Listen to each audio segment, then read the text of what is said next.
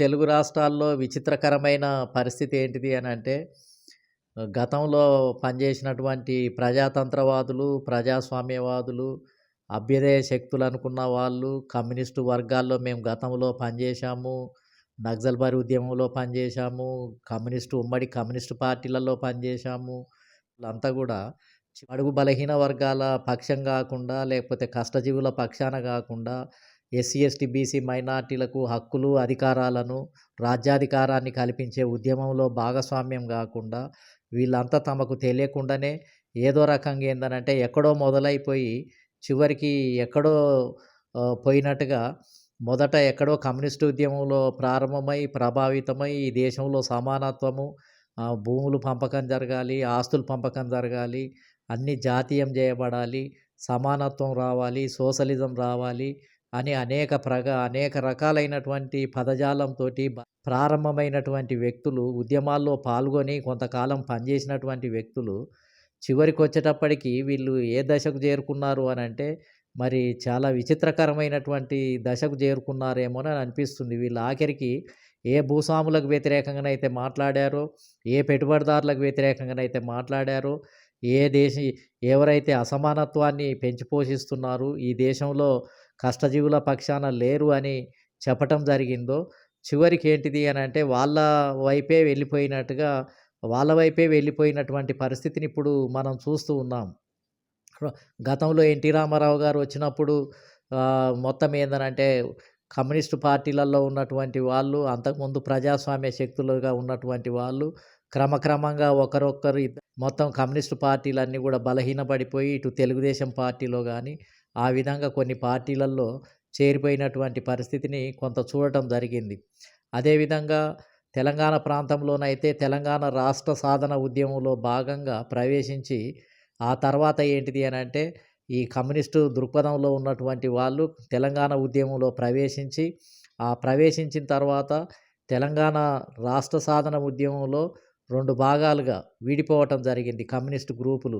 ఒక భాగమేమో కాంగ్రెస్ పక్షాన మద్దతు అంటే కాంగ్రెస్ పార్టీకి దగ్గరగా ఉన్నటువంటి మాజీ కమ్యూనిస్టులు, అదేవిధంగా ఒక వర్గమేమో మరి బీఆర్ఎస్‌కు దగ్గరగా ఉన్నటువంటి ఒక వర్గం తయారు కావటం జరిగింది. అంటే 2 బలమైన పార్టీలకు 2 బలమైనటువంటి గ్రూపులుగా ఈ మాజీ కమ్యూనిస్టులు గతంలో రచయితలుగా ఉండి, కళాకారులుగా ఉండి, మేధావులుగా ఉండి, నాయకులుగా ఉండి, రాష్ట్ర కమిటీ సభ్యులుగా ఉండి, మేము బలంగా ఉద్యమాలు చేశాము, లేకపోతే నక్సల్బరీ ఉద్యమంలో బలంగా దానికి చేయూతనిచ్చాము, దానికి అండదండగా నిలబడ్డాము, అది అభివృద్ధి కావటానికి మేమే కారకులము అని చెప్పే వాళ్ళంతా కూడా మరి తెలంగాణ ప్రాంతంలో 2 వర్గాలుగా చీలిపోయి ఒక వర్గమేమో కాంగ్రెస్ పార్టీకి, ఇంకొక వర్గమేమో బీఆర్ఎస్ పార్టీకి మద్దతుదారులుగా, దాన్ని కాపాడే వాళ్ళలాగా, వాళ్లకు సంరక్షకులుగా, వాళ్ళ పక్షాన నిలబడి మరి మాట్లాడే వ్యక్తులుగా ఇవాళ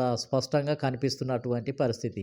అంటే బీఆర్ఎస్‌ను రక్షించటానికి మాజీ కమ్యూనిస్టులుగా ఉన్నటువంటి మేధావులు, కొంతమంది నాయకులు బీఆర్ఎస్ పార్టీలో చేరిపోయి ఇవాళ బీఆర్ఎస్‌కు రక్షకులుగా మారిపోయినటువంటి పరిస్థితి. బీఆర్ఎస్ మీద ఈగ వాలకుంటా చేస్తున్నటువంటి పరిస్థితి. బీఆర్ఎస్‌ను ఎవరైనా తిడితే బీఆర్ఎస్ అనేది ఈ రకంగా మంచిది, కేసీఆర్ అనే వ్యక్తి ఈ విధంగా మార్పులు తీసుకొచ్చిండు, గొప్ప వ్యక్తి, సంస్కరణవాది, ఈ రాష్ట్రంలో పెద్ద ఉద్యమకారుడు అని మాజీ కమ్యూనిస్టుల బృందమే, నాయకత్వమే బీఆర్ఎస్‌లో చేరిపోయి వీళ్ళ పక్షాన ఒక రక్షకులుగా అంటే కేసీఆర్‌ను రక్షించే వ్యక్తులుగా, బీఆర్ఎస్ పార్టీని రక్షించే వ్యక్తులుగా ఎటువంటి విమర్శలు వచ్చినా వాటిని తిప్పికొట్టే వర్గంగా ఇక్కడ ఉండి పనిచేయటము అనేది కూడా ఒకటి విచిత్రంగా కనిపిస్తూ ఉంది. నిజంగానే బీఆర్ఎస్ పార్టీ ప్రభావితం చేసి అధికారంలోకి వచ్చినటువంటి పార్టీ అయితే ఆ బీఆర్ఎస్‌లో నిజంగానే ఏమైనా కష్టజీవుల లక్షణాలు ఉన్నాయా? లేకపోతే బడుగు బలహీన వర్గాలకు ఎమ్మెల్యే టికెట్లైనా ఇచ్చిందా? ఇప్పుడు 3, 4 దఫాలుగా ఎన్నో దఫాలుగా ఎన్నికలు జరిగాయి. బీఆర్ఎస్ పార్టీ స్థాపించిన తర్వాత ఎన్నో దఫాలుగా ఎన్నికలు జరిగాయి. మరి ఇన్నిసార్లు ఎన్నికలు జరిగినప్పుడు ఈ బీఆర్ఎస్ పార్టీలో కనీసం ఈ మాజీ కమ్యూనిస్టు పార్టీలు బలంగా ఉన్నవాళ్ళు బీసీలకు ఏమైనా ఎమ్మెల్యే టికెట్లు ఇప్పించగలిగారా? ఎస్సీలకు ముఖ్యమంత్రి పదవులను ఇప్పించగలిగారా? లేకపోతే బీసీలకు మంత్రుల పదవులు బలంగా ఇప్పించగలిగారా? అదేవిధంగా సీఎంను చేయగలిగారా? ఏమైనా బీఆర్ఎస్ పార్టీలో సమానత్వాన్ని తీసుకురాగలిగారా? బీఆర్ఎస్ పార్టీ ద్వారా ఈ రాష్ట్రంలో సమానత్వపు లక్షణాలు, సోషలిజానికి సంబంధించిన లక్షణాలు ఏమైనా అమలు చేయటానికి ఏమైనా ప్రయత్నం చేశారా? అంటే తెలంగాణ వాదంతో ప్రజల్ని ఆర్గనైజ్ చేసుకొని రాష్ట్రం ఏర్పడ్డ తర్వాత ఇంకా ఈ రాష్ట్రాన్ని బీఆర్ఎస్ పరిపాలన చేస్తే, బీఆర్ఎస్ పరిపాలనలో బడుగు బలహీన వర్గాల గురించి పట్టించుకున్న పరిస్థితే లేదు. ఎమ్మెల్యే టికెట్లు ఇచ్చినటువంటి పరిస్థితే లేదు. సమానత్వాన్ని తీసుకురావటానికి చర్యలు తీసుకున్నటువంటి పరిస్థితే లేదు. మొత్తం ఏంటిది అనంటే, అంటే తెలంగాణ వాదము అనంటే అగ్రకుల తెలంగాణ వాదమే గదా! తెలంగాణలో జరిగిన ఉద్యమము అగ్రకుల తెలంగాణ వాదమే విజయవంతమైంది. ఆచార్య కొండలక్ష్మణ్ బాబూజీ మాలాంటి వాళ్ళము కొండలక్ష్మణ్ బాబూజీ గారి నేతృత్వంలో మేము పనిచేయటం జరిగింది. ఆ ఉద్యమం కొండలక్ష్మణ్ బాబూజీ గారి నేతృత్వంలో ఉద్యమం జరిగితే అది అధికారంలోకొస్తే బీసీలు ముఖ్యమంత్రులయ్యి బీసీలకు ఎమ్మెల్యే టికెట్లు, ఎంపీ టికెట్లు, పొలిటికల్ జస్టిస్ ఏర్పడతదని మేము నమ్మాము. మేము దాంట్లో పనిచేయటం జరిగింది. కానీ ఈ మాజీ కమ్యూనిస్టులలో ఎక్కువ భాగం ఏంటిది అనంటే ఈ బీఆర్ఎస్‌లో పనిచేయటం జరిగింది. కాంగ్రెస్ పార్టీకి దగ్గరగా ఉండి వాళ్ళు పనిచేయటం జరిగింది. అంటే వాళ్ళు అగ్రకుల నాయకత్వంలో ఉన్న తెలంగాణ వాదంలో పనిచేసి ఇక అగ్రకుల పార్టీనే అధికారంలోకి రావటానికి వాళ్ళు కృషి చేయటం జరిగింది. మాజీ కమ్యూనిస్టులుగా ఉన్నవాళ్ళు, ఆయా ప్రజాతంత్రవాదులు, ప్రోగ్రెసివ్ వాదులు అని చెప్పుకునే వాళ్ళు అగ్రకులాల నాయకత్వంలో పనిచేసి అగ్రకులాలనే అధికారంలోకి తీసుకొనొచ్చి అగ్రకులాలనే ముఖ్యమంత్రులు కావటానికి వాళ్ళు ఉపయోగపడ్డారు.